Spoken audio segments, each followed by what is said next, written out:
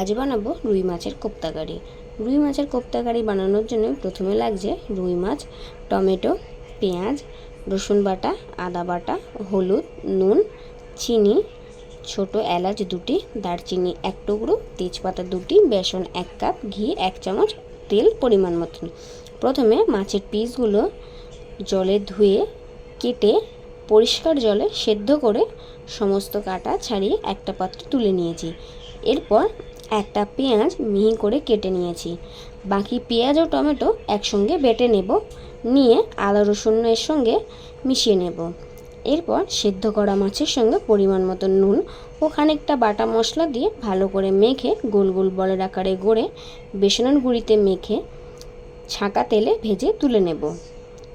এরপর কড়াতে তেল গরম করে তাতে তেজপাতা, দারচিনি ও এলাচ ফোড়ন দিয়ে কুচিয়ে রাখা পেঁয়াজ ছেড়ে দিয়ে হালকা লাল আঁচে ভাজতে থাকবো।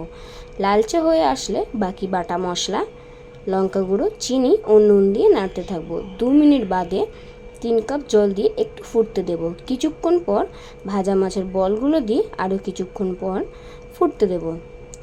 বেশ ঘন হয়ে এলে ওপর থেকে ঘি ছড়িয়ে নামিয়ে নেব।